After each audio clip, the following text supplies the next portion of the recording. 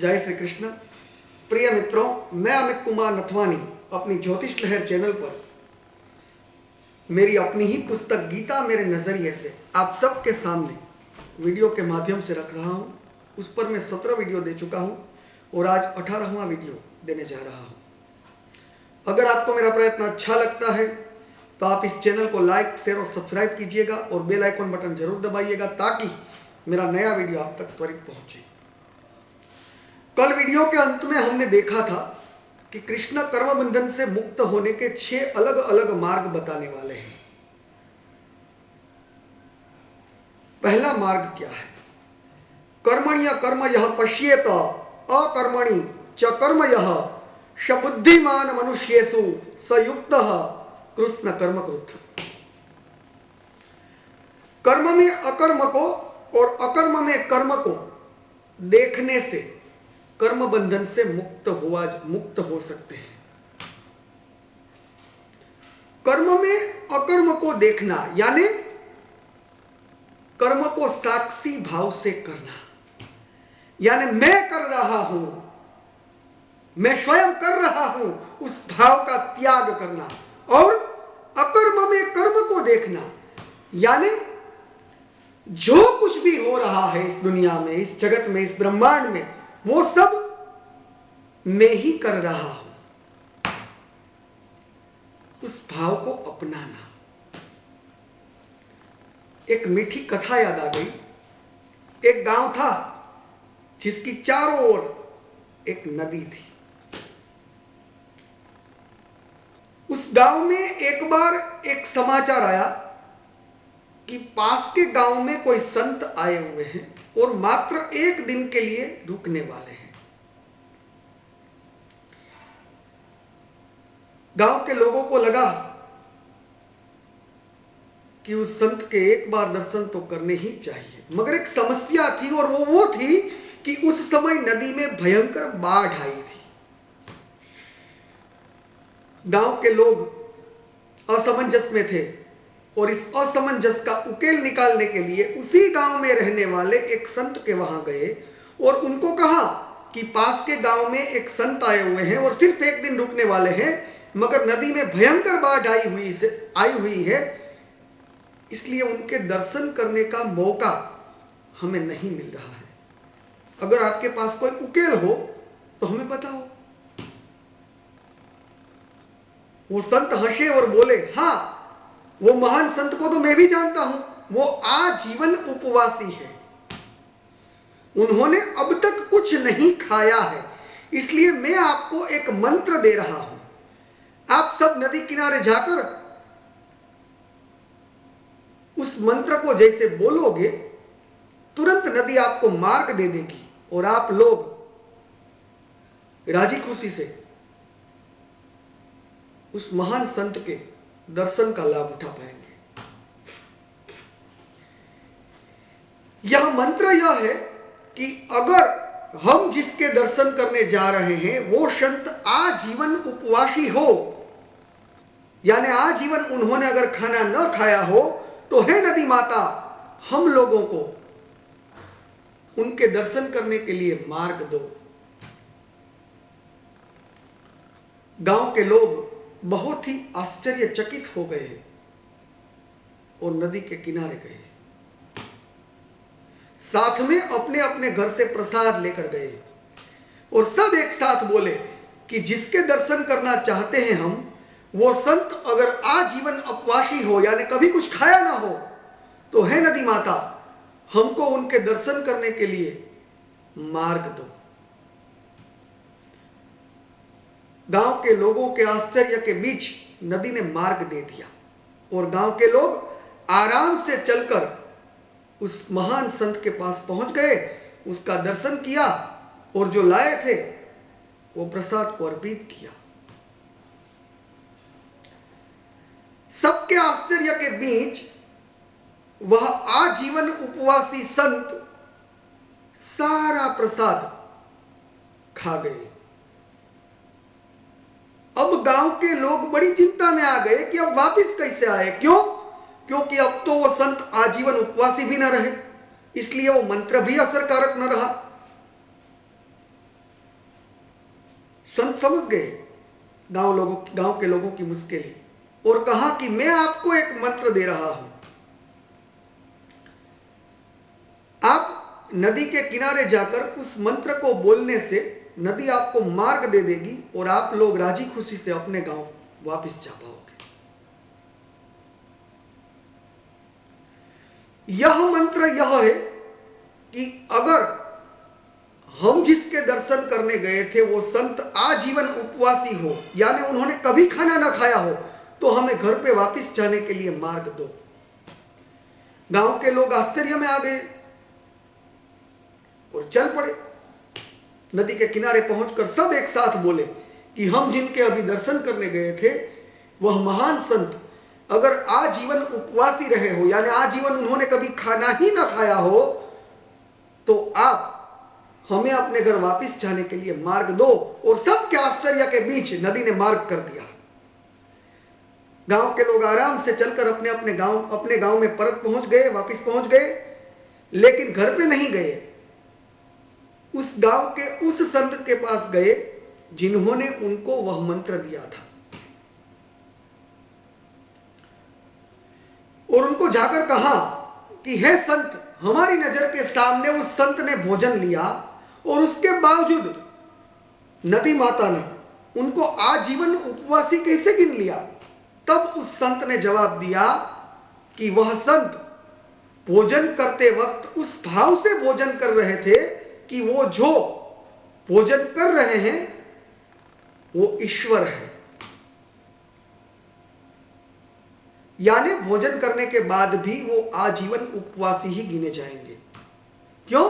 क्योंकि उन्होंने कर्म में अकर्म को देखा। जो कर्म में अकर्म को देखता है वो स्वयं का मिटकर सर्व का बन जाता है। कर्म में अकर्म को देखने वाला उस भाव से अपने आप भावित होता है कि जो कुछ भी हो रहा है वो सब ईश्वर कर रहा है, मैं कुछ नहीं कर रहा हूं। मैं भोजन कर रहा हूं लेकिन मैं नहीं कर रहा हूं, मेरे में बसा ईश्वर कर रहा है। इसीलिए कृष्ण कह रहे हैं कर्म में अकर्म को और अकर्म में कर्म को देखने वाला कर्म बंधन से मुक्त होता है। कर्म में अकर्म को देखना यानी मैं नहीं कर रहा हूं, यानी कर्म में से कर्ता भाव को निकाल देना, आ गया ज्ञान योग। अकर्म में कर्म को देखना यानी कर्म में से कामना को निकाल देना, आ गया कर्मयोग। अध्याय 2 और अध्याय 3 का कितना शॉर्ट पुनरावर्तन हो गया कृष्ण के जरिए, और साथ साथ अध्याय 4 की अब तक की सारी बात भी बड़ी लाजवाब तरीके से कृष्ण ने अर्जुन के सामने रख दी। तो पहला मार्ग क्या हुआ? कर्म में से कर्ता भाव को त्याग दो, कर्म में अकर्म को देखो और अकर्म में कर्म को देखो, यानी कर्म में से कामना को त्याग दो, तो कर्म बंधन में से मुक्त हुआ जा सकता है। दूसरा मार्ग देखते हैं, यस्य सर्वे समारंभाः काम संकल्प वर्जिताः ज्ञानाग्नि दग्ध कर्माणम तमाहुः पंडितम बुधाः। तमाहुः पंडितम बुधाः। ज्ञान रूपी अग्नि से कर्ता भाव को जलाकर निष्काम बनकर शास्त्र सहमति पाए हुए कर्मों को कर्म करने से कर्म बंधन से मुक्त हुआ जा सकता है।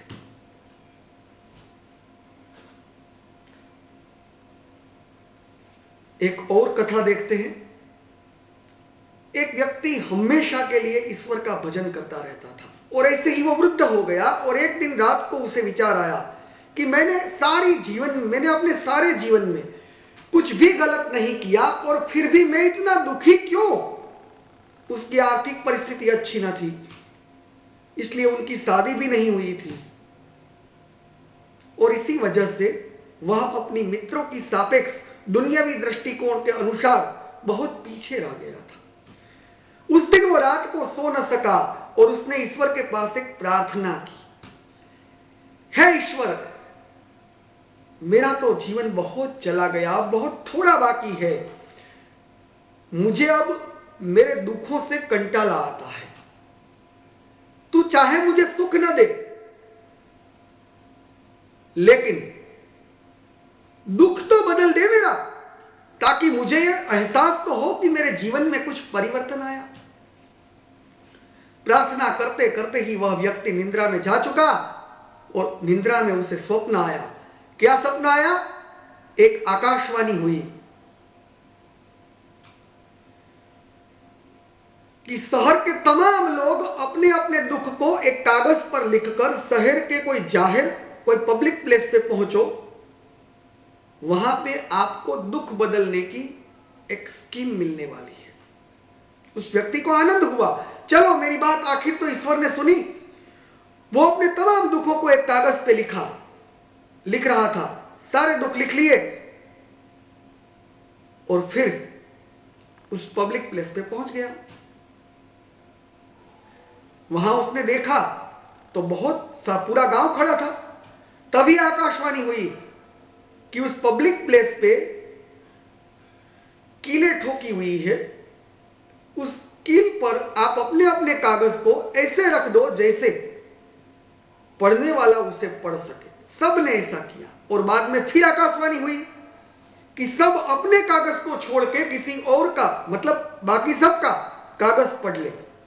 सब ने ऐसा किया और लास्ट में आकाशवाणी हुई कि जिसको जो कागज कम दुखी लगता हो वो लेकर उस पब्लिक प्लेस से बाहर निकल जाए और तुरंत ही वो पसंद किए हुए कागज के अनुसार का दुख उसके जीवन में अभी रहे दुख के साथ बदल जाएगा। सब दौड़े, मगर दूसरे का कागज लेने के लिए नहीं, अपना कागज कोई और न ले जाए इसलिए दौड़े। वह व्यक्ति भी अपना कागज लेके जल्दी भागा और बाहर आके खड़ा रह गया और उसने देखा कि बाहर निकलने वाले सब उस बात से खुश थे कि अपना कागज अपने हाथ में आ गया। उस पल उसे समझ में आया कि अपना दुख भी अच्छा होता है। यही तो ज्ञान है जो समझाता है कि ईश्वर ने जो कुछ भी दिया है वह योग्य है। और जिसको यह समझा जाता है, जिसको यह बात समझ में आ जाती है, उसमें से कर्ता भाव अलिप्त हो जाता है। और जिसमें से कर्ता भाव अलिप्त हो जाता है वो कर्म फल की अपेक्षा से भी अलिप्त हो जाता है, यानी वह निष्काम हो जाता है। और जो निष्काम हो जाता है वह विकर्म से अपने आप अलिप्त हो जाता है। प्रतिबंधित कर्मों से, विकर्म यानी प्रतिबंधित कर्म, मैंने कल ही कहा था, अपने आप अलिप्त हो जाता है। कृष्ण यही कह रहे हैं, ज्ञान रूपी अग्नि से कर्ता भाव को जलाकर निष्काम बनकर शास्त्र सहमत कर्मों को करने वाला कर्म में अकर्म को देखता है और अकर्म में कर्म को देखता है, इसलिए कर्म बंधन में से मुक्त हो जाता है। तो यह हुआ दूसरा मार्ग। अब तीसरा मार्ग देखते हैं, क्या कहते हैं कृष्ण। त्यक्त्वा कर्म फलाशंगम नित्य तृप्तो निराश्रयः कर्मण्यभिप्रवृत्तः अपि नैव किंचित् करोति सः। संसार के आश्रय से रहित होकर और परमात्मा में सदा तृप्त होकर कर्म और कर्म फल की आसक्ति का त्याग करने से कर्म बंधन से मुक्त हुआ जा सकता है। एक गांव में एक बहुत ही सुंदर कन्या रहती थी और सारे गांव के अविवाहित युवान उस कन्या के साथ विवाह करने के लिए आतुर थे। उसी दौरान एक घटना घटी। पास के गांव में एक लोक मेला आयोजित हुआ। वह कन्या भी सज धज कर लोक मेले में जाने के लिए अपनी सखियों के साथ निकली, लेकिन दो गांव के बीच में एक छोटा सा जंगल आता था। रास्ते में अचानक ही कोई जंगली प्राणी ने उन सखियों पर हमला किया, भगदौड़ मच गई और वह कन्या अकेली हो गई। और वह जंगली प्राणी उस कन्या का शिकार करने के लिए उस कन्या के पीछे भागा। वह उसके बिल्कुल नजदीक पहुंच गया, तभी अचानक पास में से झाड़ी में से एक आदिवासी युवक ने यह दृश्य को देखा और वह दौड़कर उस कन्या और उस जंगली जानवर दोनों के बीच में खड़ा रह गया। क्या हुआ? वह जंगली जानवर और आदिवासी युवान के बीच में लड़ाई शुरू हो गई और थोड़ी देर में ही वह जंगली जानवर डरकर उधर से दूर चला गया। वह कन्या ने उस आदिवासी युवक का आभार प्रकट किया, मगर उस आदिवासी युवक को उस कन्या का आभार नहीं चाहिए था। उसके लिए सविशेष महत्व की बात थी, वह उस जंगली जानवर को डरा सका और इसलिए उस आदिवासी युवक ने इस कन्या के आभार पर और इसलिए कन्या पर कोई ध्यान नहीं दिया। पहली बार उस कन्या को जिंदगी में अनुभव हुआ कि किसी युवान ने उसकी अवगणना की, उसे देखा नहीं और वह अत्यंत व्यथित हो गई, लेकिन उसने धीरज से काम लेना न की, धीरज से काम लेने का सोचा। बाद में तो वह उसके पीछे ही पड़ गई और आखिर में उस आदिवासी युवक को विवाह के लिए मना कर ही रही। दोनों का विवाह हो गया, लेकिन मुश्किलें अब शुरू हुई। वो कन्या की सखियां कन्या की मस्करी करने लगी। गांव के वो सारे अविवाहित युवान जो उस कन्या के साथ विवाह करना चाहते थे, वो भी इस मस्करी में जुड़ गए। मजाक का केंद्र बन गई कन्या। इसलिए कन्या पहले विचलित हो गई और बाद में विकसित हो गई। और एक दिन उसने उस युवान को पास बिठाकर बोला, कहां मैं और कहां आप, हम दोनों के बीच में कोई मेल ही नहीं है। मैं सुंदर हूं और आप देखिए अपने आप को, मैं पढ़ी लिखी और आप जाहिल गंवार, मैं श्रीमंत और आप गरीब। वो युवान हंसने लगा। युवान हंसने लगा और बोला कि पगली, ये सब तब क्यों न सोचा जब तूने अपने आप मुझे तेरे साथ विवाह करने के लिए आमंत्रित किया था। और बाद में उसने कहा, मैंने तेरी अवगणना की, इसीलिए तूने मुझे अपने साथ शादी करने का योग्य समझा और आज दूसरों ने मेरी अवगणना की, इसलिए तूने मेरे को अब अयोग्य समझा। तू और कुछ नहीं है, अवगणना की कठपुतली है।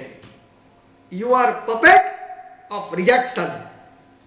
और अब बात रही हम दोनों के बीच की कंपैरिजन की, तो सुन, सुंदरता समाज का मापदंड है और मुझे तेरे से सविशेष सुंदर मेरे ही समाज की कोई आदिवासी कन्या लग सकती है। यह बात तेरे जैसी पढ़ी लिखी औरत बहुत आसानी से समझ जाएगी। पढ़ाई क्या है? जीवन में निर्णय लेने से पहले और लिए जाने के बाद अनुकूलता साधने के लिए उपयोग में लिया जाता तत्व है, और तेरे में तो वह है नहीं। तेरी पढ़ाई मानसिक बोझ से विशेष कुछ भी नहीं है, कुछ भी नहीं। श्रीमंताई का अगर कोई माप है तो वो आनंद है, सुख नहीं है। क्यों? आनंद जो मिलता है उसे पसंद करने में है, और सुख जो पसंद करे उसे पाने में है। मुझे तो मिली तब भी आनंद हुआ था, तेरे से मुक्ति मिल रही है, आनंद तब भी हो रहा है। क्यों? क्योंकि मैं इन दोनों घटनाओं को ईश्वर का निर्णय मान रहा हूं, यानी वर्तमान का निर्णय मान रहा हूं। तब वो मेरा वर्तमान था, आज ये मेरा वर्तमान है।